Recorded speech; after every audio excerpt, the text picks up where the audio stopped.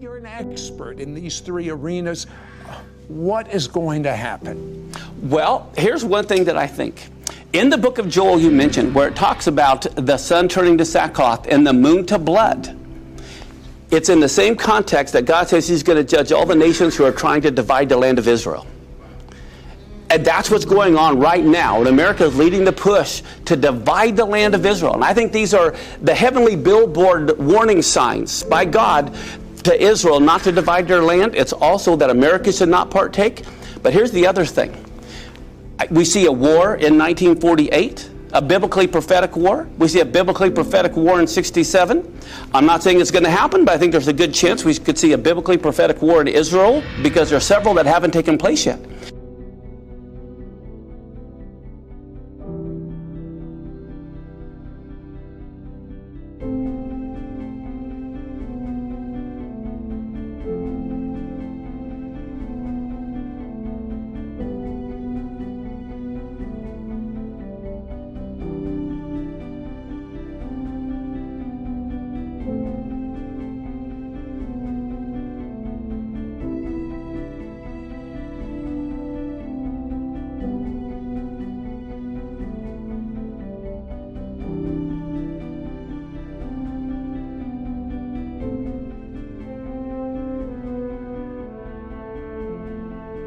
A Psalm 83 that talks about an Arab-Israeli war, a climactic concluding Arab-Israeli war. Now, tell me what nations are involved in Psalm 83. Well, we go by, Asaph wrote 3,000 years ago this psalm, and of course he didn't have back then Jordan and Hezbollah and Palestinians. Who he was referencing in the vernacular of his time would be Lebanon to the north of Israel, and of course you have the Hezbollah there with about 50,000 plus rockets. You've got Syria, you've got Jordan, you've got Saudi Arabia, Egypt, and of course the Muslim Brotherhood are inside of Egypt now on a rise. You've got the Hamas, and it seems to be the first participant mentioned is the Palestinians. The Palestinian refugees, known as the Tents of Edom, listed first in that Confederacy of Nations. They come together, they form crafty council. They say they want to cut the nation of Israel off, that Israel can be remembered no more. So you're telling me that this Psalm 83 war is not Ezekiel 38, 39. It is a different war. Is that what you're saying? I do believe that's it. I actually do. There's for various reasons for that. One is you've got different population groups. None of the groups I just mentioned are involved in Ezekiel 38 and 39. Ezekiel speaks of an outer group of nations that don't even share common borders with Israel. Russia, Iran, Libya, Ethiopia, Turkey, just to name a few of them. Those are not the nations I just listed for your audience. These are the nations of Psalm 83. Also, Russia's motivation to put their coalition together is for plunder and great booty. The Psalm 83 motivation is to take the pastures of God for themselves. They want another Arab state. They want a Palestine. They want the Promised Land.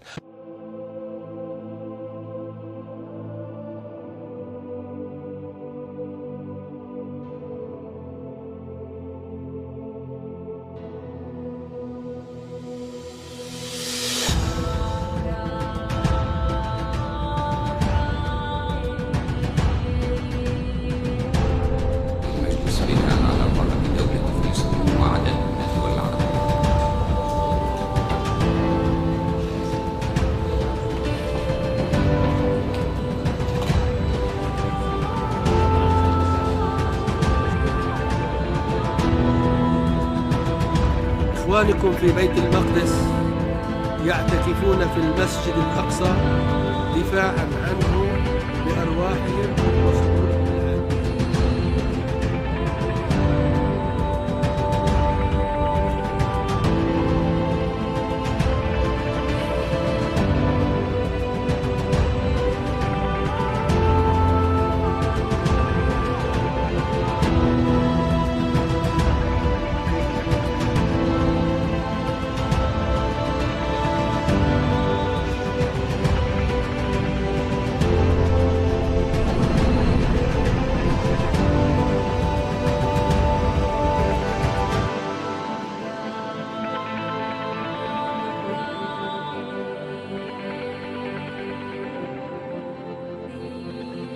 Now to Israel, where a group of Palestinians clashed with Israeli police at the compound of Jerusalem's Al-Aqsa Mosque.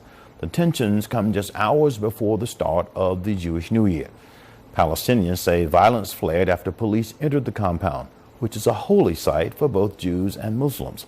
They say clashes continued outside with police firing tear gas and stun grenades. Police say they closed the doors to the mosque to lock in rioters throwing stones and fireworks. They say the rioters had barricaded themselves in overnight with the aim of disrupting visits by Jews ahead of the start of the New Year celebration. Tensions have been running high since Israeli Defense Minister Moshe Ya'alon last week outlawed 2 Muslim groups from the holy site. The Al-Aqsa Mosque complex in the heart of Jerusalem has seen the 3rd day of clashes between the Israeli police and Palestinians. Police tried to clear the protesters, some of whom barricaded themselves inside the holy site.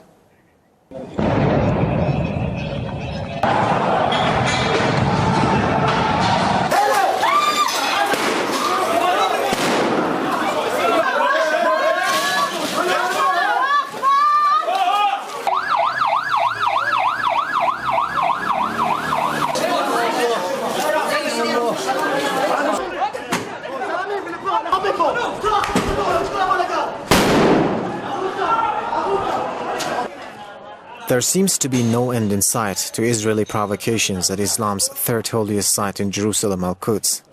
Israeli forces have once again raided the Al-Aqsa Mosque compound, injuring more than 3 dozen Palestinians.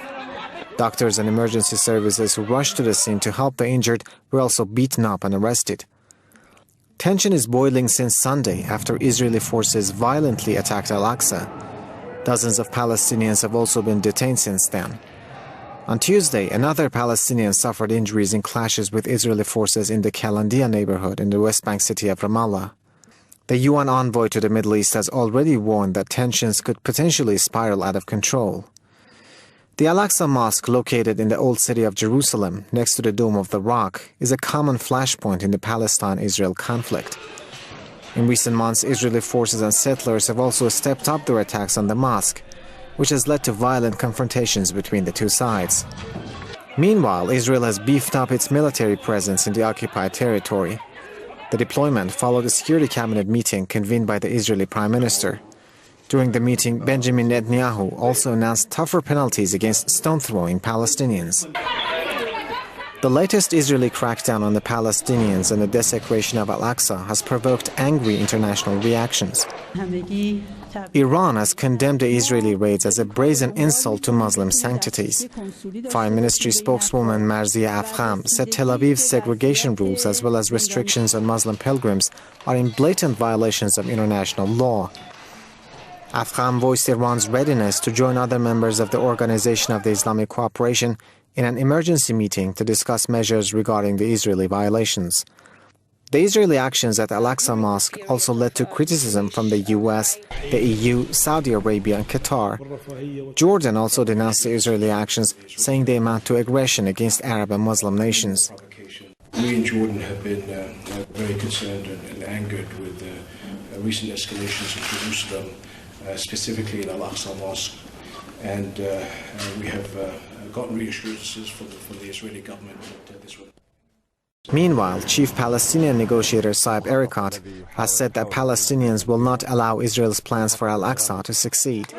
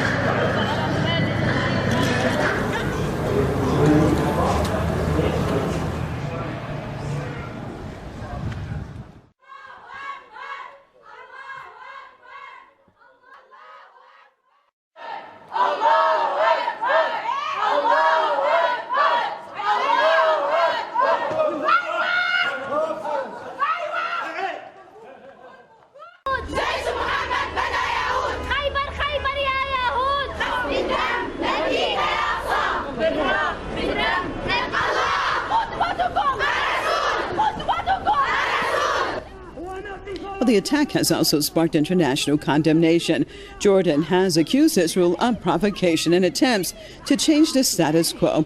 Under the current situation, Jews are permitted to visit the mosque but can't pray there. Meanwhile, Egypt has condemned the assault as an unacceptable escalation against the Muslims' holy places and the occupied territories. Jordan and Egypt are the only two Muslim countries which officially recognize Israel as a state. The Arab League on Sunday warned against the Judaization of the Al-Aqsa Mosque by Israel and called for action against the Jewish state. Channel 2 News reported. We warn Israel, do not allow Jews to pray inside the mosque and do not allow extremist settlers to break in and harm its holiness, the foreign ministers of the Arab League warned, according to Channel 2 News. Israel is the occupying power and bears the consequences of its actions. We call for the protection of the Palestinian civilians and their holy places against Israeli attacks which will deteriorate the region to violence and conflict, the statement continued. The Jordanian government condemns the assault carried out by special forces of the Israeli occupation army against the Al-Aqsa Mosque compound. Information Minister Mohammed Mamani said.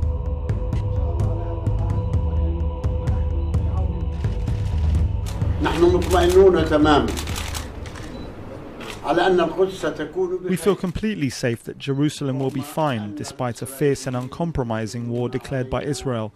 We should say altogether that we're ready for that fierce war.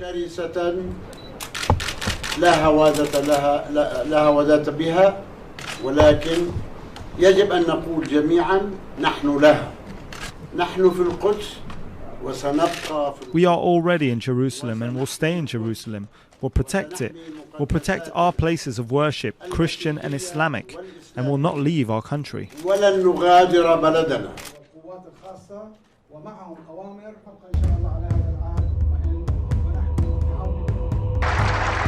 22 years ago, the Palestinians signed the famous Oslo Accords with Israel. The agreement was supposed to pave the way for establishing an independent Palestinian state after a 5-year transitional period, based on the United Nations resolutions and the Palestinians' ambition for liberty and independence. But that goal was never achieved, and Palestinian factions today urge the Palestinian Authority to annul these accords. The agreement gave the Palestinian Authority a right to rule the Palestinian people, but the real sovereignty has remained in hands of Israel. According to recent reports, President Mahmoud Abbas is expected to announce during the UN General Assembly meeting later this month that he is no longer bound by the Oslo Accords. Many here expect that the next move is that Abbas will go ahead with his efforts to get a broader international recognition of Palestine, and this will finally force Israel to end its occupation. An Israeli political agenda from this government, and it shows once again that there is no partner for peace on the Israeli side, and it's time for the international community to stop hiding behind those empty calls for resumption of negotiations, assume the responsibility, and hold Israel accountable for their violations of international law. Whether that is among us or whether that's rising in the East, because as you said, you can't have an Eastern power ruling the world and a Western power ruling the world. And so if we have been that superpower, but the Bible describes that there's going to be another superpower in the end of days, and we believe in the East, that means something happens in the West. And so in the same apples and oranges way, if we vacate that position as being the world's superpower, or the dominant power, it's going to open the door for another dominant power, and it has to be because this has broken down. This has ceased to be, at least in the form that we've known it, in the way that we've known it. And let me reiterate something you just said, because people would say, now wait a minute, how could another power arise? Let's say if it was a dictator who's slaughtering people, murdering people, how could they arise? Because the West normally, let's say the West being Britain, the UK, the United States, France, etc., which are considered Western powers, and especially in the Middle Eastern mindset, they would come to the rescue. But we have to understand something. That's what Bill's saying, that for the East, and there are kings of the East in the book of Revelation, they are the power source and the power force of the tribulation. The West is not mentioned. There's no mention of kings of the West. There's no mention of the West at all, hardly in prophecy. I mean, it's just not there. The West, being specifically the United States, we have Canada, the U.S., we've got also Latin America is considered the Western Hemisphere. And you've got Britain, the UK, etc. But something has to happen. Bill, can we go there and just for a moment, if I were to ask you... This Iranian nuclear deal is catastrophic. It is the single greatest national security threat facing America. It's worth remembering that if this deal goes through, we know to an absolute certainty, people will die. Americans will die, Israelis will die, Europeans will die. If Senate Democrats decide that... با همه دنیا ما مذاکره میکنیم، با آمریکا نمیکنیم. مذاکره میکنیم با همه جز با آمریکا. و البته رژیم صهیونیستی به جای خود محفوظ که اصل وجود رژیم صهیونیستی وجود نامشروع و دولت جعلی است. یه جمله راجع به رژیم صهیونیستی عرض بکنیم. بعد از این اتمام مذاکرات هسته‌ای شنیدم صهیونیستا در فلسطین اشغالی گفتن فعلا با این مذاکراتی که شد تا 25 سال از دغدغه ایران دیگه آسوده ایم. حالا بعد از 25 سال فکرش میکنیم. بنده در جواب عرض میکنم اولا شما 25 سال آینده رو نخواهید دید.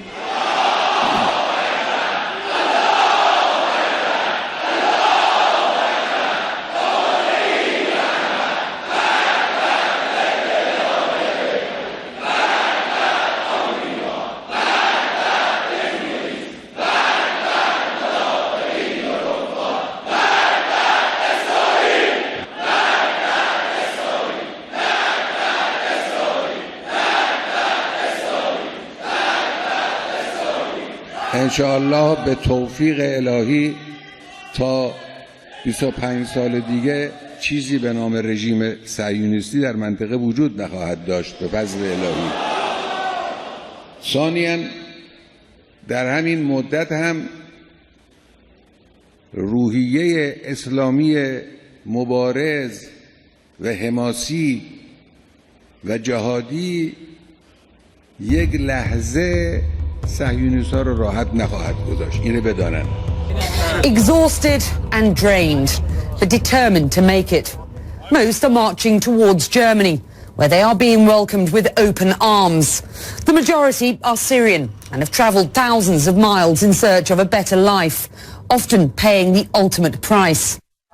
And now questions being raised about why these people fleeing war couldn't find suitable refuge closer to home, namely in rich Arab Gulf countries that could afford to house them. The uproar has gained momentum on social media. Images like these were widely circulated, with hashtags such as welcoming Syria's refugees as a Gulf duty, calling on leaders to do more. And the UN has voiced its concerns. And that is why we have been asking that not only the borders of the region are open, but that all other borders, special in the developed world, are also open. And this is true in Europe, it is true in the Gulf, it's true everywhere where countries have the capacity to receive some Syrians and to integrate them in their societies. There are more than 4 million Syrian refugees in the region. But according to Amnesty International, 6 Gulf countries haven't offered any resettlement locations to the refugees.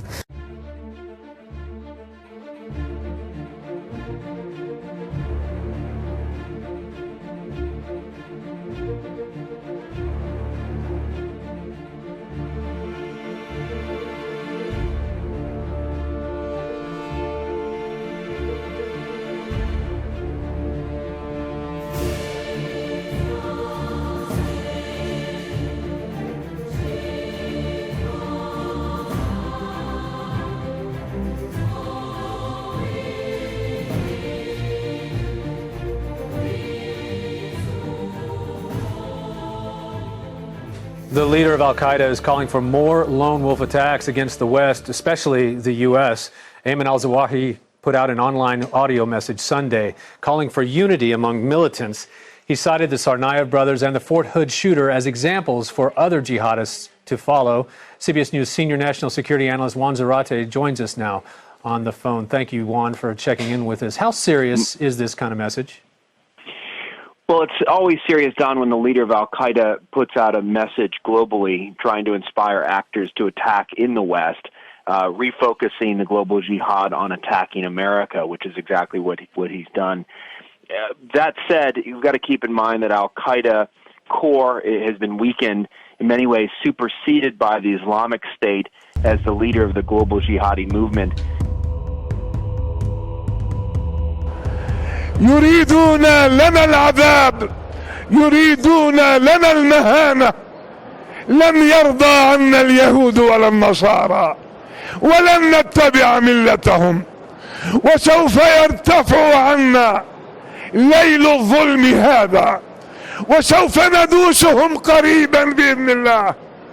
ألمانيا ليست ألمانيا الحنونة التي تريد اللاجئين من سوريا والعراق ومن لاجئين فلسطين في الشام وفي غيرها.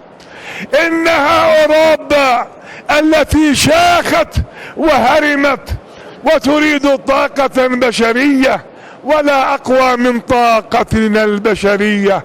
نحن المسلمين أمة الإسلام الألمان يقولون في تقاريرهم الاقتصادية يحتاجون إلى 50,000 من الشباب الأيدي العاملة، ووصلهم الآن 20,000 ويريدون 30 وأكثر ليعملوا في مصانعهم.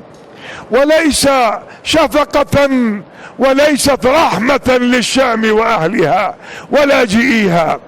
كذلك أوروبا كل أقطارها كلهم تقطر قلوبهم حقدا على المسلمين، يتمنون لنا الموت ولكنهم فقدوا إخصابهم ويبحثون عن إخصاب عندنا. سنخصبهم وسوف ننزل وسوف ننجب منهم، لأننا سوف نفتح بلادهم رغم أنوفكم يا أيها الألمان، يا أيها الأمريكان، يا أيها الفرنسيون، يا أيها الطليان، يا كل من على وزن الطليان. خذوا اللاجئين، سنطلبهم منكم قريبا باسم دولة الخلافة القادمة، وسنقول لكم هؤلاء أبناؤنا أرسلوهم أو نرسل لكم. In the echo chamber, that is presidential politics, everything is dark and everything is terrible. They don't seem to offer many solutions for the disasters that they perceive, but they're quick to tell you who to blame. I'm here to say that there's nothing particularly patriotic or American about talking down America, especially when we stand as one of the few sources of economic strength in the world.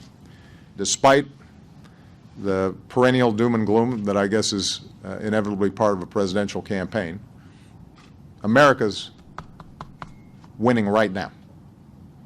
America's great right now. We can do even better.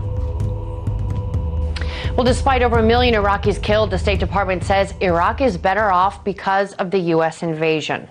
The department also talks about the efforts in combating ISIL as the Obama administration envisions it. RT's Gayana Tijikan has more. An interesting statement on Iraq, considering President Obama himself that the invasion of Iraq in 2003 led to the creation of al-Qaeda in Iraq, which then became ISIL. In Washington, we hear the same categorical position. The Assad government and the Syrian army cannot be a partner in the fight against ISIL. A Russian journalist asked the State Department why. He can't be a partner in the coalition to go after ISIL because he's a major reason they're there. Many people in my part of the world believe that the reason for the ISIL existence is the policy of regime change that is pursued by the US and the American allies. What is your response to that? I'm not going to dignify that with an answer. We are led by very, very stupid people. Very, very stupid people. We cannot let it continue. We are a country that owes $19 trillion. We lose everywhere. We lose militarily. We can't beat ISIS. Give me a break. We can't beat anybody. The US State Department faced some tough questions at the press briefing on Tuesday. Washington has been trying to prove that the US-led coalition against Islamic State has been effective.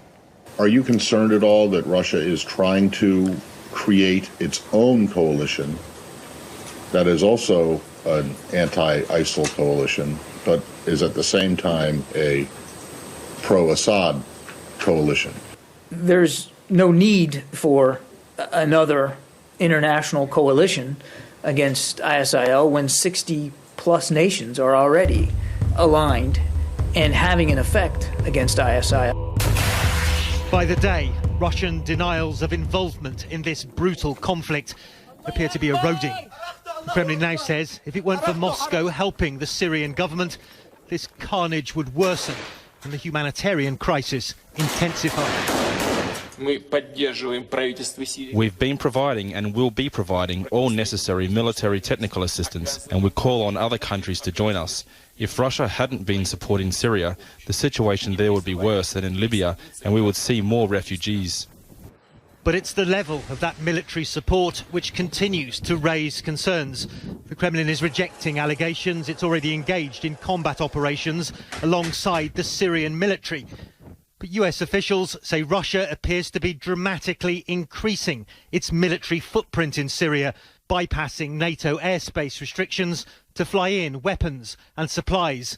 And recent satellite images of the government-held Latakia airbase in Syria appear to confirm it's being expanded. The Pentagon saying the movement by Russia into Latakia suggests that it intends to establish some sort of forward air operating base there. But US officials admit the real intentions of the Kremlin are as yet unclear: to build an anti-ISIS coalition, to support its Syrian ally, or simply to send a message to the West that Russia is back. 3 conversations since September the 5th. U.S. Secretary of State John Kerry and Russia's Foreign Minister Sergei Lavrov have kept in close contact recently amid claims of Russia's military buildup in war-torn Syria. During the latest phone call between the pair, Russia's foreign ministry said Lavrov stressed the need to create a united front to battle terrorist groups in Syria. As for Kerry's response, the U.S. State Department said he made clear that Russia's support for Assad risks exacerbating and extending the conflict and undermining the goal of fighting extremism. The White House also said Russia's engagement could be more constructive. And as we've said before, we continue to believe that their efforts to support Assad and continue to offer him support are destabilizing and counterproductive. The Russians proposed in the conversation I had today and the last conversation specifically that we have military-to-military conversation and meeting in order to discuss the issue of precisely what will be done to deconflict with respect to any potential risks that might be run, and to have a complete and clear understanding as to the road ahead and what the intentions are. I made clear that Russia's continued support for Assad risks escalating the conflict and undermining our shared goal of fighting extremism if we do not also remain focused on finding the political solution.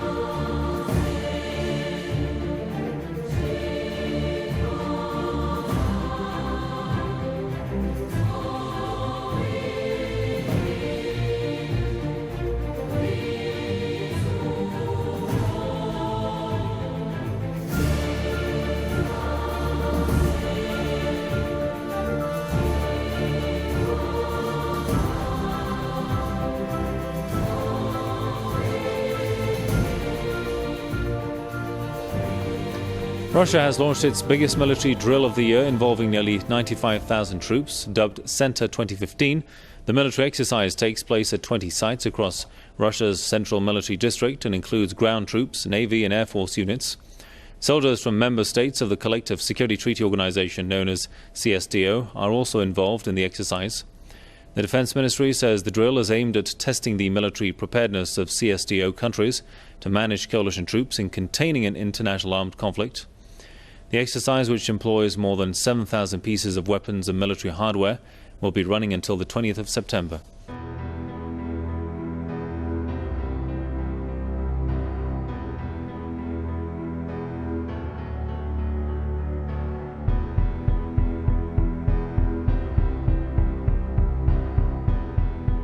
Chinese Foreign Minister Wang Yi said both sides have agreed to fully implement the Iranian nuclear agreement. The landmark deal was reached in July to reduce the number of Iranian centrifuges, ban enrichment at key facilities, and limit Iranian research and development. Wang said China will play an active role in upgrading and redesigning the Accra heavy water reactor, a key point in nuclear talks. Revamping the Accra complex is a common cause between the two sides. It requires joint efforts from all parties. China has done a lot of preparation and will be committed to playing a constructive role in this process. Zarif said Iran and China share highly complementary economies, with Iran counting China as a reliable trade partner. Zarif believed the implementation of the nuclear deal will enable Western countries to lift sanctions on Iran. This will in turn create a favorable business environment for future cooperation. Iran has ample human and energy resources and is an important market in the area.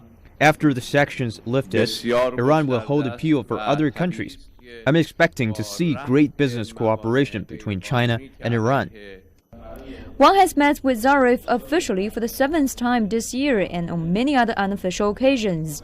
Both sides agree that China's Belt and Road Initiative has provided new opportunities in transportation, energy, and technology.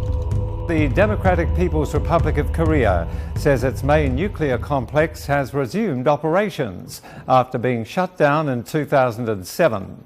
In an interview with the DPRK's official KCNA news agency, the director of Pyongyang's Atomic Energy Institute said all facilities at the Yongbyon nuclear complex, including a 5-megawatt reactor, had started normal operations. The Atomic Energy Institute's director said scientists and technicians had been steadily improving the quality and the quantity of the country's nuclear deterrent. He said the DPRK had been forced to do this because of the hostile policy of the United States.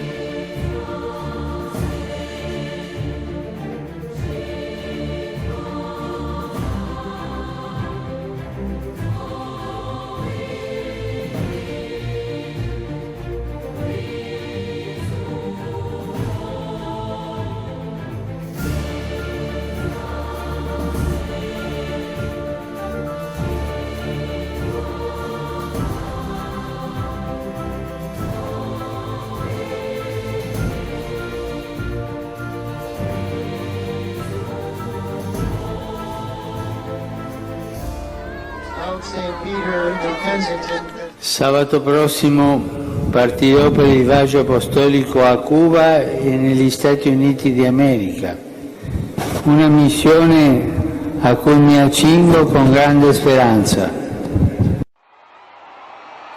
Wherever he visits, Pope Francis has been met by the adoring masses of the faithful. His first trip to the United States promises the same. We are big fans. Our parish is very fond of his social justice program. Pope Francis, he presents a positive image for the Catholic Church. I like the openness that he brings to the church. Since his election in 2013, Francis's popularity in the U.S.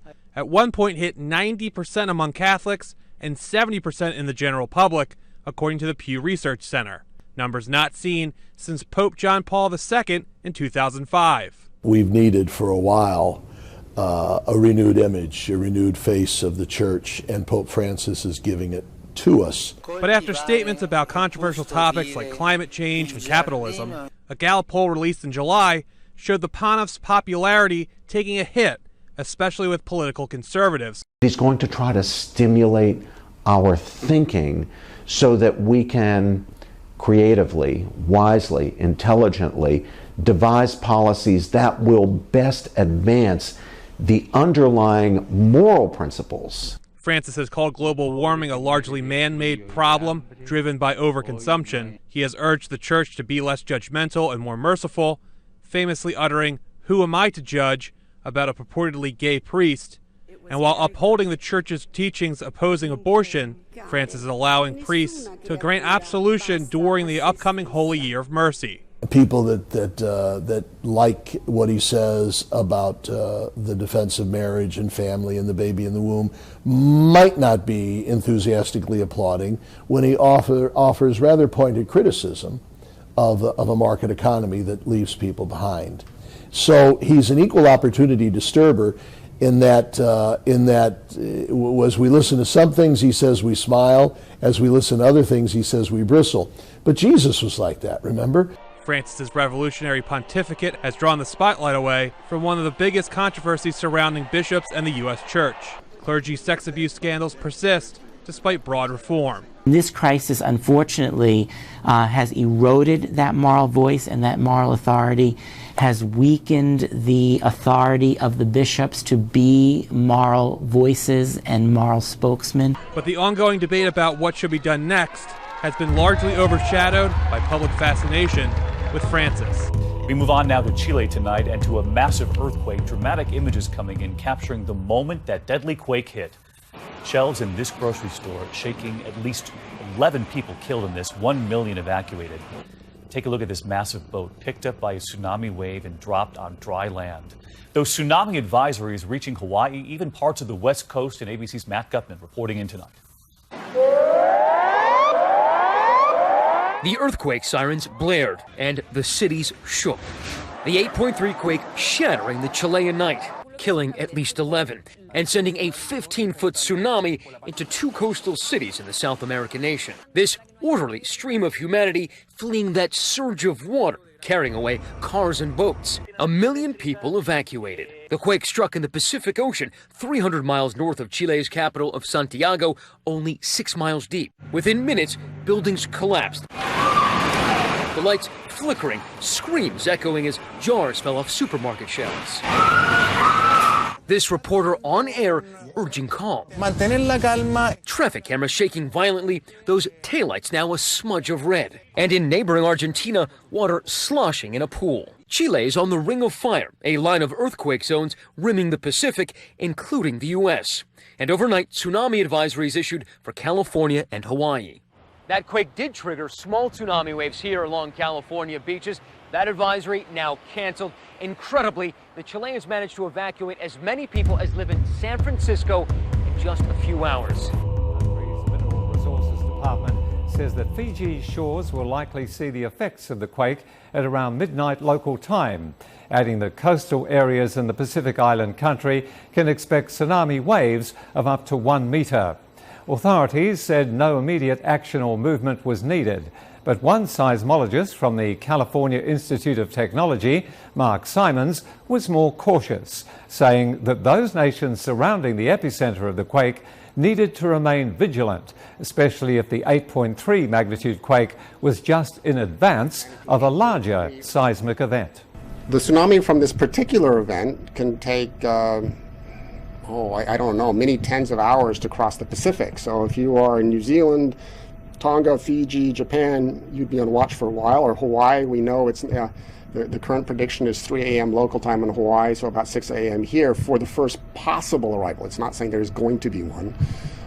But the bigger issue, I suppose, is, one earthquake can be fought. This could be a foreshock. There's always that possibility. 1 in 10 earthquakes are big earthquakes, are actually foreshocks of a big earthquake.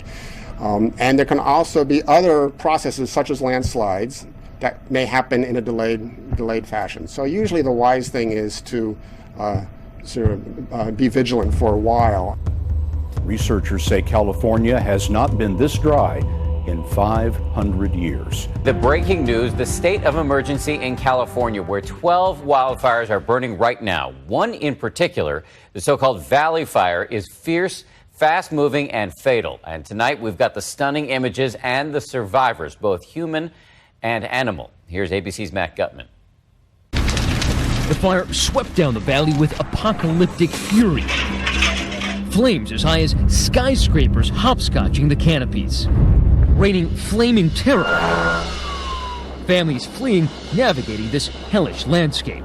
Cinders swirling in the air.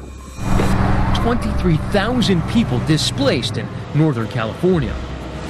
We spent time today with a crew of firefighters from Riverside County, California. Exhaustion remains one of the greatest perils. You guys pretty tired? We're getting there. Yeah, all of our resources have been going at it for about a month and a half. Like others out here, selective about what they could save. Firefighters are letting this burn. They're not concerned with this kind of grass fire. Their main concern right now, because they're so overwhelmed, is protecting homes and people. The Valley Fire, 100 miles north of San Francisco, threatening Napa County, fueled by dry conditions and 30-mile-per-hour winds, exploding from a small fire over the weekend to a 60,000-square-acre monster. One of the fastest spreading and most destructive fires in California this year. Up to 1,000 homes and structures destroyed, one person killed, so many unprepared for its speed, trying desperately to outrun it. This man driving through the worst of it. These time-lapse videos capture the panicked exodus. Watch as this driver struggles to find his way out. Fire everywhere he turns. You can hear the fire's jet engine roar. Others cornered by those ferocious flames and smoke. Scariest thing I've ever been through in my life. We've lost all of our homes and some pets. We're just devastated. As the flames overtook an entire town, overwhelmed firefighters did what they could. These guys are very limited on resources. Every engine has got multiple structures to try and protect, and you just can't save everything. Retired firefighter Todd Sudmeyer live streaming the desperate fight to save Middletown, California. They're putting water on this particular house because it's at a corner, and they don't want to lose this corner. Officials estimate nearly 40% of Middletown now scorched earth. This is what one house looked like before the blaze. And this is all that's left of it today. Over the weekend, 4 firefighters were burned, now recovering. One of them, Richard Rafe, giving the thumbs up from his hospital bed. We are really in a battle with nature, that nature is more powerful than we are. About 11,000 firefighters are battling the fires, putting in grueling shifts, many lasting more than 24 hours, some over 36 hours. Crews so fatigued they've been flopping down in driveways or fields for just a few minutes of rest. Moving on to the other top story of the day, more storms are expected to hit southern Utah, just as the region is starting to clean up from a deadly round of flash flooding. Flooding so powerful it swept cars away. At least 12 people have died in Hilldale, an area known for a large group of fundamentalist Mormons who practice polygamy. Just north in Zion National Park, 4 more people were found dead. At least 3 others are missing. In southern Japan, with a volcano erupting there, sending up huge plumes of grey ashen smoke, and authorities have banned people from within 2 kilometres of the crater. Mount Aso is located on the southernmost main island of Kyushu. It sent plumes 2,000 metres into the air, and Japan's meteorological agency says further eruptions are possible and could spew volcanic rock as far as 1 kilometre from the crater.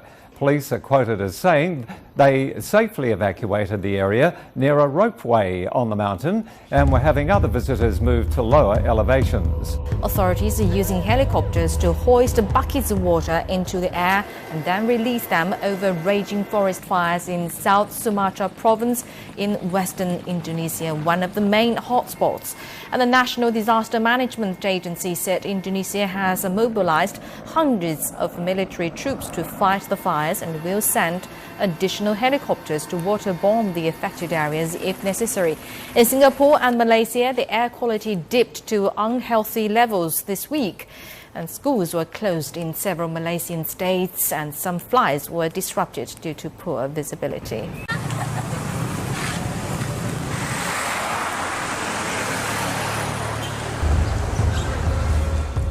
India's Delhi and the national capital region have grappled with their worst dengue outbreak in 5 years. The numbers of dengue cases in India climbed to nearly 1,900 on Tuesday.